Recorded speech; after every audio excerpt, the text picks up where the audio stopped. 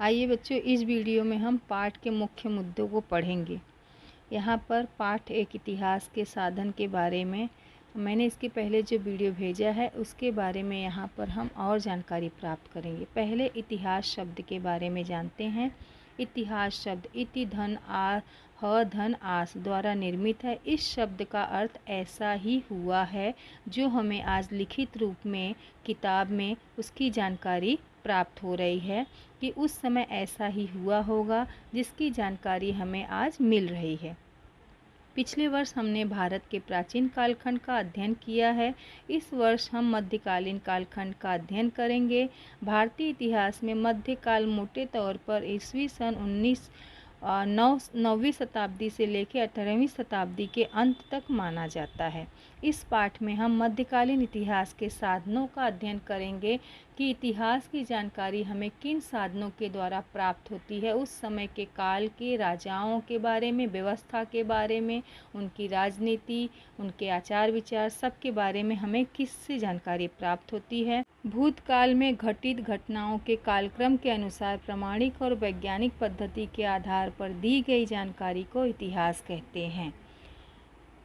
इतिहास की दृष्टि से व्यक्ति, समाज, स्थान और काल के यह चार घटक अत्यंत महत्वपूर्ण है। इतिहास को विश्वसनीय प्रमाणों पर आधारित होना आवश्यक है। इन प्रमाणों को ही इतिहास के साधन कहते हैं। ऐसा हुआ था, कैसे हुआ था, किस प्रकार हुआ था, यह प्रामाणिकता मिलना बहुत ज़रूरी है। उसी के आधार पर फिर यह सबके समक्ष प्रस्तुत किया जाता है या इसकी जानकारी पूरे जन लोगों तक पहुंचाई जाती है। हम इन साधनों का वर्गीकरण भौतिक साधन, लिखित साधन और मौखिक साधन के द्वारा करेंगे और उनकी जानकारी यहाँ पर प्राप्त करेंगे। इसके पहले के वीडियो में आप लोगों ने इसकी जानकारी प्राप्त की बच्चों, है ना। तो इतिहास के कितने साधन हैं? 3 साधन हैं। भौतिक साधन, किले, स्मारक, भवन, गुफाएं, ताम्रपट, सिक्के, शिलालेख, इन सब के द्वारा, भौतिक साधनों के द्वारा हमें जानकारी प्राप्त होती है इतिहास के बारे में। लिखित साधन, लिखित साधन के अंतर्गत जो सारी उस समय की जानकारियाँ हमें लिखित रूप में प्राप्त होती हैं, चाहे उसमें आदेश पत्र हो, चाहे ग्रंथ हो, पोथियाँ हैं, भोजपत्र हैं, चरित्र हैं, चित्र हैं। उसी प्रकार मौखिक साधन, मुख के द्वारा लोकगीत, पवाड़े, कहानियाँ, दंत कथाएँ, इस प्रकार से इन सब के बारे में हमें इन सब के द्वारा हमें इतिहास की जानकारी प्राप्त होती। अब भौतिक साधन किसे कहते हैं? भौतिक साधन, जैसा कि मैंने इसके पहले जानकारी आप लोगों को दी, वस्तुओं और भवनों अथवा उनके अवशेषों को इतिहास के भौतिक साधन कहते हैं। इनके द्वारा जो हमें जानकारी मिलती है उसे भौतिक साधन कहते हैं। इसमें आ जाता है किले, स्मारक, भवन, ताम्रपट, सिक्के, शिलालेख, गुफाएं। ये सारे उदाहरण किसके हैं? भौतिक साधन के। भौतिक साधन के अंतर्गत आते हैं। अगर कोई कह दे, पूछ दे भौतिक साधन के उदाहरण बताओ, तो इन सब का नाम आपको बताना है। प्रश्न पूछा जा सकता है, भौतिक साधन किसे कहते हैं। ठीक है, इसे पूरा आप लोग ध्यान से पढ़ोगे और याद करोगे। अब आते हैं अगला जो हमारा और मुद्दा है, उसके बारे में हम जानकारी प्राप्त करते हैं। इनके आधार पर ही हमें उस कालखंड का बोध होता है और उस समय के वास्तुकला में हुई उन्नति से परिचय प्राप्त होता है या उसके बारे में जानकारी प्राप्त होती है। उस कालखंड की आर्थिक स्थिति, कला की ऊंचाई, निर्माण, कार्यशैली और लोगों के जीवन स्तर आदि की जानकारी हमें मिलती है इन साधनों के द्वारा, चाहे वो भौतिक साधन हो, चाहे वो लिखित साधन हो, चाहे वो मौखिक साधन हो। उस समय के जनजीवन की जानकारी हमें प्राप्त होती है। इतिहास के साधन के रूप में विभिन्न शासकों द्वारा सोना, चांदी, तांबा जैसी धातुओं का उपयोग करके जो सिक्के ढाले जाते थे, उनके आधार पर भी शासक कौन थे, उनका कार्यकाल कैसा था, व्यक्तिगत विवरण, धार्मिक व्यवस्थाएं, धार्मिक अवधारणाएं, शासन व्यवस्थाएं, इन सब की जानकारी हमें प्राप्त होती है। आर्थिक गतिविधियाँ, उनकी आर्थिक स्थितियाँ, उस समय की आर्थिक स्थिति के बारे में, समाज की स्थिति के बारे में हमें जानकारी प्राप्त होती है। अब उसी प्रकार सम्राट अकबर के सिक्कों पर अंकित राम सीता का चित्र अथवा हैदर अली के सिक्कों पर अंकित शिव पार्वती की प्रतिमा के आधार पर उस कालखंड में प्रचलित धार्मिक समन्वय का बोध होता है कि मुस्लिम होते हुए भी इन्होंने मुस्लिम और हिंदू धर्म दोनों को मान्यता दी, दोनों को बराबर समझा। उसी प्रकार से पेशवाओं के सिक्कों पर अरबी तथा अथवा फारसी भाषा का भी उपयोग किया जाता था। इससे उस कालखंड में चलने वाले भाषा व्यवहार का भी ज्ञान होता था। अब जानते हैं कि ताम्रपट किसे कहते हैं।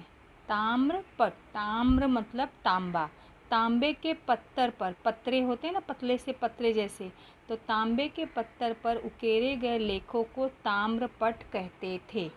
उस समय राजा जो होते थे वो अपने आदेश, निर्णय और भी जो जानकारियाँ थी उसे वो उस पर अंकित करवा के लिखवा कर रखते थे, तो उसे कहते हैं ताम्रपट। ठीक है, तो प्रश्न पूछा जा सकता है कि ताम्रपट किसे कहते हैं। तो तांबे के पत्थर पर उकेरे गए लेखों को ताम्रपट कहते हैं। इसके उदाहरण थे आदेश, निर्णय। राजाओं द्वारा आदेश और निर्णय उस पर लिखे जाते थे, उसकी जानकारी उस पर उकेरी जाती थी। जैसे आप लोग बर्तन की दुकान पर जाते हो तो मशीन से देखो वो नाम लिखता है ना, उसी प्रकार।